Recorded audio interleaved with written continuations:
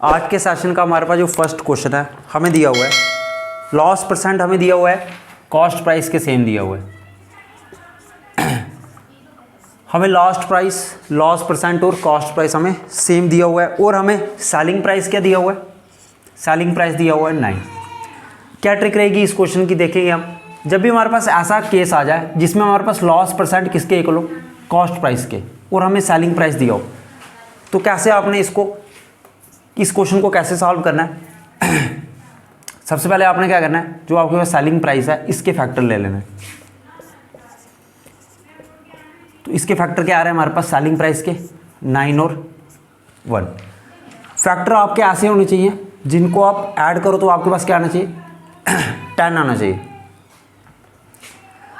अब आप 9 + 1 करोगे तो आपके पास क्या आएगा 10। अब आपने आगे क्या करना है, इस 9 के आगे एक 0 लगा देना है और आप 9 को 10 के साथ मल्टीप्लाई कर दो, 90 आ गया। इस 1 को 10 के साथ मल्टीप्लाई कर दो और इसके आगे एक 0 लगा दो, 10 आ गया आपके पास। अब मुझे आगे क्या करना है, अब मैं देख रहा हूँ मुझे देखनी है सबसे स्मॉलेस्ट वैल्यू क्या है मेरे पास। मैं देख रहा हूँ मेरे पास स्मॉलेस्ट वैल्यू क्या है यहाँ पे 10 और मेरे पास लार्जेस्ट वैल्यू क्या है 10। मैं स्मॉलेस्ट वैल्यू पहले लिख लूँगा और जो मेरे पास बड़ी वैल्यू वो बाद में लिख लूँगा। ये आपका रिक्वायर्ड आंसर होगा। ये तो मैंने ट्रिक के साथ बताया। अगर आप बेसिक मेथड से भी सीखना चाहते हैं तो वो भी बता देता हूँ मैं। अगर आपने बेसिक मेथड से करना है तब आप कैसे कर सकते हो। आपको क्वेश्चन में कह दिया लॉस परसेंट सीपी के इक्वल है और सेलिंग प्राइस 9 है। आपको पता है लॉस परसेंट किसके इक्वल होता है, लॉस अपॉन सीपी इंटू 100 के। और आपको लॉस परसेंट किसके इक्वल दिया है, सीपी के, तो मैं सीपी इधर लिख लेता हूँ। आपको पता है लॉस कब होता है आपके पास, लॉस किसके इक्वल होता है आपके पास, लॉस हमारे पास किसके इक्वल होता है सीपी माइनस एसपी के। तो लॉस की यहाँ पे मैं क्या लिख लूँगा CP minus SP upon CP into 100। Hopefully आपको समझ आ रहा होगा। उसके बाद मैं क्या करूँगा, मैं सीपी को इस सीपी के साथ मल्टीप्लाई कर दूँगा तो मेरे पास सीपी स्क्वायर आ गया। ये सीपी मैंने एज इट इज़ रखा और एसपी आपको कितना दिया हुआ है, एसपी हमें दिया हुआ 9, तो मैं -9 इंटू 100 एज इट इज चलेगा। ये आगे मैं कैसे सॉल्व करूँगा, सीपी का स्क्वायर सीपी इंटू 100 कितना हो गया मेरे पास 100 सीपी हो गया, 9 इंटू 100 कितना हो गया 900 हो गया। ये मेरे पास 100 सीपी प्लस का है राइट हैंड साइड में, लेफ्ट हैंड साइड में जाके ये CP square as it is रखा और ये लेफ्ट हैंड साइड में जाके माइनस का हो गया। और ये मेरे पास 900 माइनस का है, लेफ्ट हैंड साइड में जाके प्लस का हो जाएगा, विच इज इक्वल टू 0। ये मेरे पास एक इक्वेशन बन रही है। अब इसको आगे कैसे सॉल्व करना है, आप सीपी को लेट कर लो x। आप क्या करो let CP equal to x। अगर मैं सीपी को x लेट करूँ तो सीपी स्क्वायर क्या होगा x का स्क्वायर माइनस 100 सीपी को आपने क्या लेट किया हुआ है x प्लस 900 इक्वल टू 0। अब आप देख रहे हो x square minus 100x plus 900 equal to 0। ये आपके पास क्वाड्रेटिक इक्वेशन होती है। आपको क्वाड्रेटिक इक्वेशन के बारे में नहीं पता तो थोड़ा सा मैं बता देता हूँ। क्वाड्रेटिक इक्वेशन हमारे पास होती है जिसकी हमारे पास डिग्री 2 होती है। वेरिएबल की पावर कितनी है यहाँ पे 2 है, जिसमें वेरिएबल की डिग्री कितनी होनी चाहिए, जिसमें वेरिएबल की पावर कितनी होनी चाहिए 2 होनी चाहिए। ये हमारे पास क्वाड्रेटिक इक्वेशन होती है। इसको हम कैसे सॉल्व करेंगे, यहाँ से मुझे x की वैल्यू निकालनी है। जो x की वैल्यू होगी वही मेरा क्या होगा सीपी होगा। मैं x की वैल्यू कैसे निकालूँ, यहाँ से मैं एक मेथड यूज़ करूँगा मिडिल टर्म स्प्लिट मेथड, और आप इसको बोल सकते हैं फैक्टराइजेशन मेथड। मैं बीच वाली टर्म के फैक्टर निकाल दूंगा। मैं x square as it is लिखूंगा। मैं 100 को ऐसे लिख सकता हूँ -90x माइनस 10x। मैं 100 को 2 फैक्टर में तोड़ सकता हूँ, 90 और 10 में। मैंने तोड़ दिया 90 और 10 में। अब 90 में मैं 10 प्लस करूँगा तो 100 ही आएगा मेरे पास, और मैंने 900 एज इट इज़ रख दिया। तो ये थी हमारे पास मिडिल टर्म स्प्लिट मेथड। आगे मैं इसको इधर सॉल्व कर लेता हूँ। मैं क्या देख रहा हूँ, यहाँ से ये 2 पेयर में ले लो, ये 2 टर्म पेयर में ले लो। इन दोनों में मेरे पास कॉमन क्या आ रहा है x। अगर इधर से मैंने x कॉमन ले लिया तो मेरे पास रिमेनिंग में क्या रहेगा x माइनस 90x में से मैंने 90 को कॉमन ले लिया। अगेन इन दोनों में मेरे पास क्या कॉमन है 10। एक तो माइनस कॉमन ले सकता हूँ मैं, और एक मेरे पास 10 आ गया। तो रिमेनिंग में क्या रहेगा x minus 90 which is equal to 0। अब मैं देख रहा हूँ यहाँ पे ये आपके पास सेम टर्म है, तो इसको मैं बाहर ले लूँगा। तो बचा गया मेरे पास x माइनस 10 इक्वल टू 0। ये मैंने कैसे किया, इसकी कहानी क्या, इसकी कहानी वही है। अगर आप किसी शॉपिंग मॉल में जाते हैं शूज़ लेने, सेम कलर है, सेम साइज़ है, सेम ब्रांड है, सेम क्वालिटी है, 2 पेयर शूज़ अगर आप उधर आपको 2 पेयर शूज़ दिख रहे हैं, ऐसे 2 पेयर शूज़ दिख रहे हैं जिसका सेम साइज़ है, सेम कलर है, सेम ब्रांड है, सेम क्वालिटी है, तो आप एक ही पेयर उठाओगे ना। अगर आपको दूसरा पेयर उठाना होगा तो कोई दूसरे कलर का उठाओगे, दूसरे ब्रांड का उठाओगे। तो वैसे ही उस तरह से मैंने क्या किया, शॉपिंग मॉल में से एक पेयर को उठा लिया और एक पेयर रह गया मेरा। मैंने सिर्फ एक पेयर को उठा लिया तो वो मेरा बाहर आ गया, और रिमेनिंग में मेरे पास क्या रहा, x माइनस 10 इक्वल्स टू 0। अब भाई ये मेरे पास 2 बाई हैं, और अगर घर में कुछ खाने वाली चीज़ आ रही है तो ये बाई को भी मिलेगी और इस बाई को भी मिलेगी। मैं x माइनस 90 इक्वल्स टू इस छोटे बाई को भी मिलेगी, और x माइनस 10 इक्वल्स टू 0 इस बड़े बाई को भी मिलेगी। ये x मेरा नेगेटिव है, ये x मेरा नेगेटिव है लेफ्ट हैंड साइड में, तो राइट हैंड साइड में जाके प्लस का हो जाएगा। ये x मेरा नेगेटिव है लेफ्ट हैंड साइड में जाके अगेन राइट हैंड साइड में जाके प्लस का हो। आप ऐसे समझते हो ये घर में बड़ा शरारती बच्चा है, और जब दूसरे घर में गया तो प्लस का हो गया, शरीफ हो गया। सिमिलरली इसमें भी, तो मैं देख रहा हूँ मेरे पास क्या आ रहा है यहाँ पे 90 और 10, तो मेरे पास क्या फैक्टर आ रहे हैं इसके 90 और 10। मैं इसको 10,90 लिख लूँगा। आपने देखा बेसिक मेथड से भी आपका 10,90 आंसर आ रहा है, और ट्रिक के साथ भी आपका 10,90 आंसर आ रहा है। अब हमारे पास नेक्स्ट क्वेश्चन क्या है, आप देख सकते हैं। On selling orange 5 for rupees, 5 orange कितने के वो बेच रहा है, ₹1 के। अगर 5 ऑरेंज वो ₹1 के बेच रहा है, और एक ऑरेंज कितने का बेचेगा वो, आप बता सकते हो 1/5 रुपीज़ का। क्वेश्चन में हमें क्या बोला हुआ है, 1 gets 20% less, how much orange were purchased for ₹1। उसको लॉस कितना हो रहा है, उसको हमारे पास लॉस दिया हुआ, हमें लॉस परसेंटेज हमें दिया हुआ कितना है हमारे पास 20%। 20% उसको लॉस हो रहा है। सबसे पहले आप मान के चलो CP कितना होगा, कॉस्ट प्राइस कितना होगा 100%। अगर 100% में उसको 20% का लॉस हो रहा है तो सेलिंग प्राइस क्या होगा 80%। अब मैं सीधे सीधे क्या करूँगा, मैंने आपने निकाला हुआ है एक ऑरेंज कितने का बेच रहा है वो एक ऑरेंज कितने का बेच रहा है वो 1/5 रुपीज़ का। आपने सीधे सीधे क्या करना है, इस 1/5 को उसको लॉस कितना हो रहा है 20%, आपने 1/5 को सीधे मल्टीप्लाई कर देना है। अगर लॉस हो रहा है तो ऊपर आपने कॉस्ट प्राइस लिख लेना है विच इज़ इक्वल्स टू 100%, और नीचे आपने क्या लिख लेना है selling price which is equals to 80%। अब इसको आप सॉल्व कर सकते हो, तो आपके पास क्या आएगा 1, ये आ गया आपके पास ₹1/4। अब आपने दोनों तरफ किससे मल्टीप्लाई कर देना है 5 से। मैं इधर भी 5 के साथ मल्टीप्लाई कर दूंगा, आपने दोनों तरफ किसके साथ मल्टीप्लाई कर देना 4 के साथ।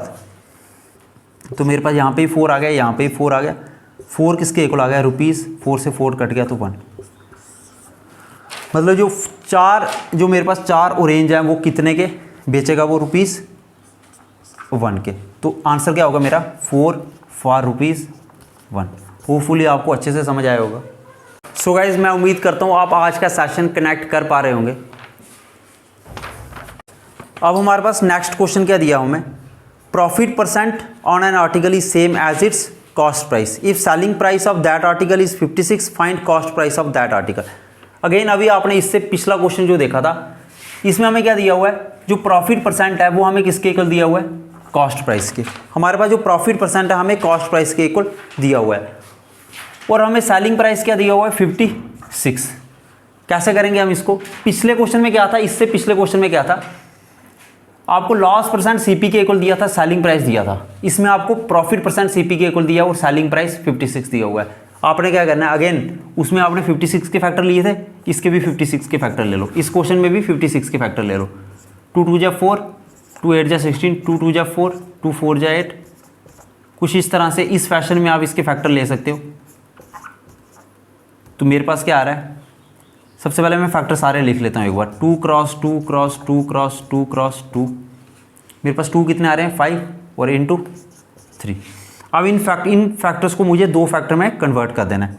तो मैं क्या करूँगा, सबसे पहले 2 into 2 4, 4 into 2 8, 8 into 2 16, 2 into 3 6, 2 into 3 6 आ गया मेरे पास। अब मैंने जो फैक्टर लिए हैं ये फैक्टर मेरे पास ऐसे होने चाहिए, इनका डिफरेंस करके मेरे पास क्या आना चाहिए 10। अगर आप 16 में से 6 को माइनस करो तो आपके पास क्या आता है 10। तो मतलब ये 2 मेरे फैक्टर होंगे। अब इनको मैं लिख लेता हूँ। मैंने 56 के फैक्टर क्या निकाले 16 और 6। अब आपने क्या करना है, इसको 10 से मल्टीप्लाई कर देना और इसके आगे एक जीरो लगा दो। इसको 10 से मल्टीप्लाई कर दो, 6 × 10 60 हो गया। आपके पास एक वैल्यू आ रही है 160 और एक वैल्यू आ रही है 60। जो आपकी स्मॉलेस्ट वैल्यू होगी वो आपका रिक्वायर्ड आंसर होगा। तो ये मेरा क्या है, रिक्वायर्ड आंसर। नेक्स्ट क्वेश्चन क्या है हमारे पास, काफ़ी इंपॉर्टेंट क्वेश्चन रहेगा ये भी। Nisha bought a number of orange at 2 for a rupee. पहले मैं लिख लेता हूँ क्वांटिटी, यहाँ पे मैं लिख लेता हूँ प्राइस। वो कितना क्वांटिटी ऑरेंज की ले रही है, 2 ऑरेंज ले रही है, कितने रुपीज़ के, ये वाई कर रही है। इस टाइम मैं कौन सी कंडीशन चल रही है मेरी, वो खरीद रही है इस टाइम। 2 ऑरेंज कितने के खरीद रही है, ₹1 के। और आगे क्या दिया हुआ है, अनदर 3 ऑरेंज कितने के खरीद रही है वो, ₹1 के। तो हमें ये दिया हुआ है। अब हमें पूछ रहा क्या है, to make a profit of 20%। अगर उसको 20% प्रॉफिट हो तब वो ऑरेंज कितने में बेचेगी। अब देखना, मैं सबसे पहले मैं क्या करता हूँ, क्वांटिटी को मैं सेम कर लेता हूँ। मेरे पास क्वांटिटी पहले 2 है फिर 3 है। मैं इस क्वांटिटी को पहले, इन दोनों क्वांटिटी को मैं इक्वल कर देता हूँ। कैसे मैं इक्वल करूँगा, अगर मैं इस 2 को 3 के साथ मल्टीप्लाई कर दूँ और इस 3 को 2 के साथ मल्टीप्लाई कर, दोनों क्वांटिटी सेम हो जाएंगी, क्योंकि 3 × 2 कितना होता है, 6, 2 × 3 भी 6 होता है। अगर मैं इसको 3 के साथ मल्टीप्लाई कर रहा हूँ तो इसको भी मैं 3 के साथ करूँगा। अगर इसको 2 के साथ कर रहा हूँ, इसको भी मैं 2 के साथ करूँगा। तो मेरे पास क्या आएगा, 3 × 2 6 आ गया, और 1 × 3 3 आ गया। 2 × 3 मेरे पास क्या आ गया, 6 आ गया, और 1 × 2 मेरे पास क्या आ गया, 2 आ गया।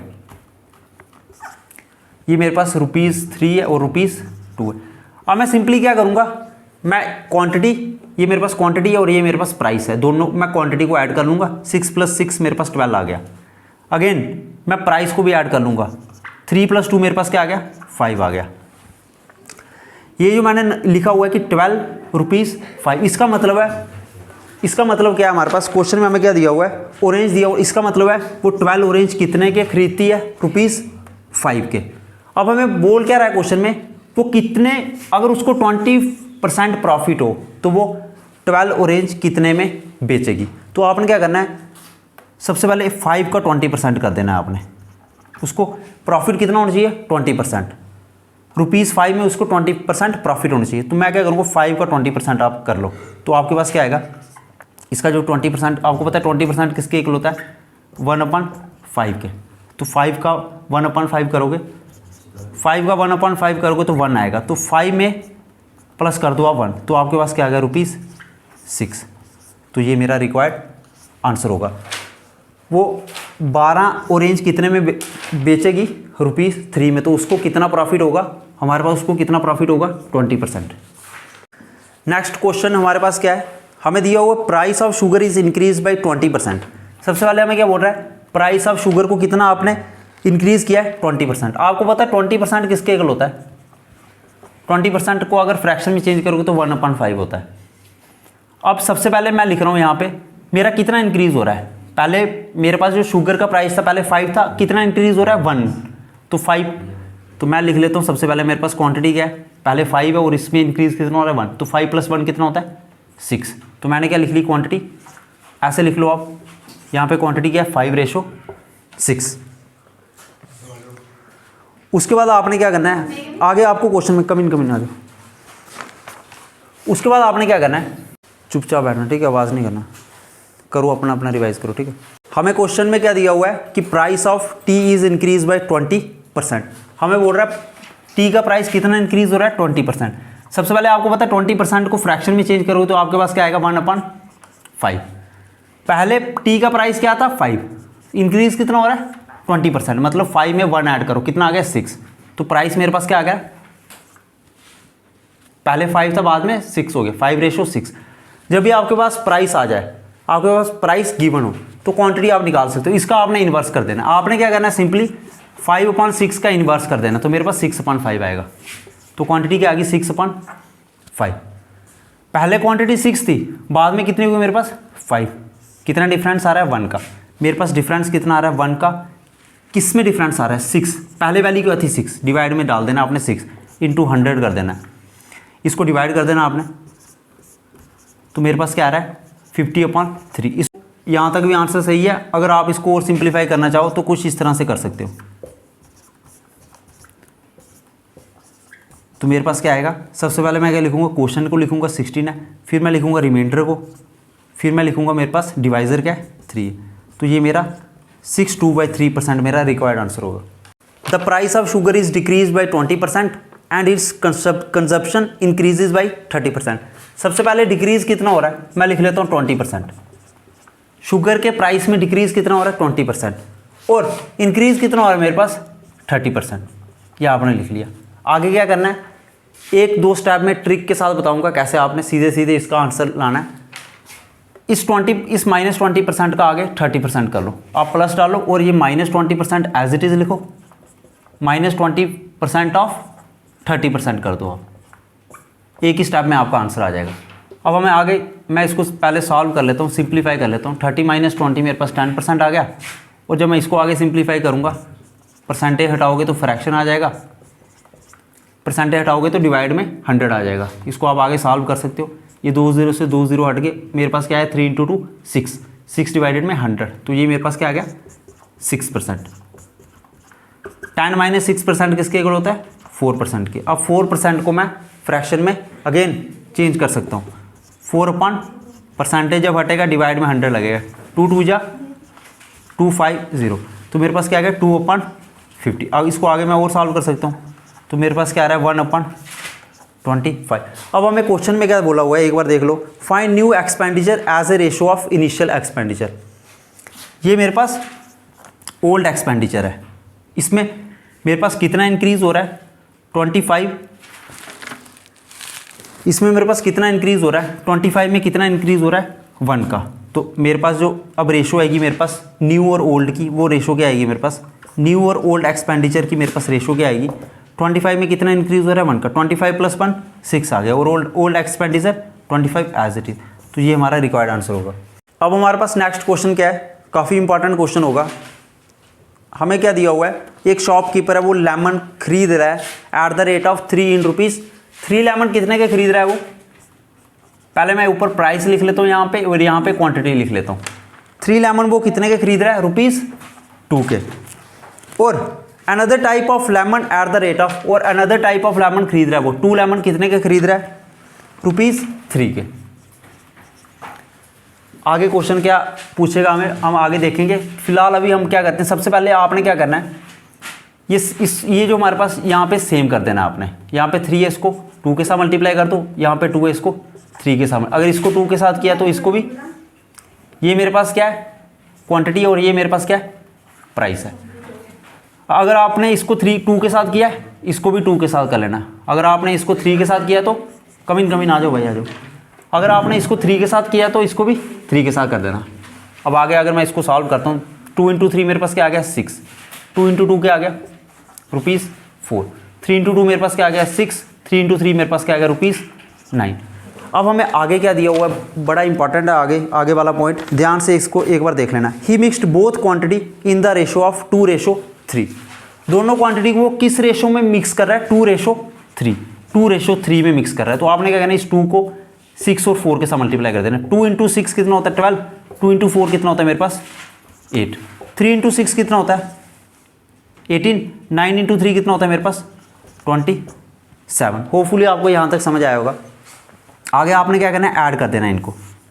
18 + 12 मेरे पास क्या आ गया 30, 27 + 8 किसके इक्वल आ गया 35 के, ₹35 के। अब हमें क्वेश्चन में लास्ट में क्या पूछ रहा है, हमें एक स्टेटमेंट और दी है कि ₹5 लेमन वो कितने के बेचता है, 5 लेमन, 5 क्वांटिटी हमें दी हुई है, 5 लेमन कितने के बेच रहा है वो ₹5 के। तो आप बताओ 1 लेमन कितने के बेचेगा, ₹1 के। 1 लेमन वो ₹1 के बेचेगा। अब मुझे आप बताओ अगर 30 लेमन है, वो 30 लेमन कितने के बेचेगा, तो ₹30 के। 1 को 30 के साथ मल्टीप्लाई कर दोगे। आप देख रहे हो शुरू में आपका प्राइस कितना था, वो खरीद कितने रहा है 30 लेमन वो 35 के खरीद रहा है, लेकिन 30 लेमन वो बेच कितने के रहा है 30 के। तो डिफरेंस कितना आ रहा है, इस 30 और 35 में डिफरेंस कितना आ रहा है 5 का। वो डिफरेंस आपका 5 का आ रहा है। इनिशियल वैल्यू क्या थी 35, और इसको मैं 100 के साथ मल्टीप्लाई कर दूंगा, तो मेरे पास क्या आ गया 100/7। अगेन आप इसको सिंप्लीफाई कर सकते हो। आपने क्या करना है 100 ऐसे इस तरह से, 7 1 जा 7 हमारे पास 3, 7 4 जा 28 डिवाइड में 2। तो इसका आंसर क्या आ गया, आपने क्वेश्चन लिखना है पहले, फिर रिमाइंडर लिखना है वो डिवाइड में 7 कर देना। तो ये आपका क्या होगा, रिक्वायर्ड आंसर होगा। होपफुली मैं उम्मीद करता हूँ आपको आज का सेशन अच्छे से समझ आया होगा। अगर आपका कोई भी डाउट है तो आप कमेंट सेक्शन में पूछ सकते हो। Thank you so much.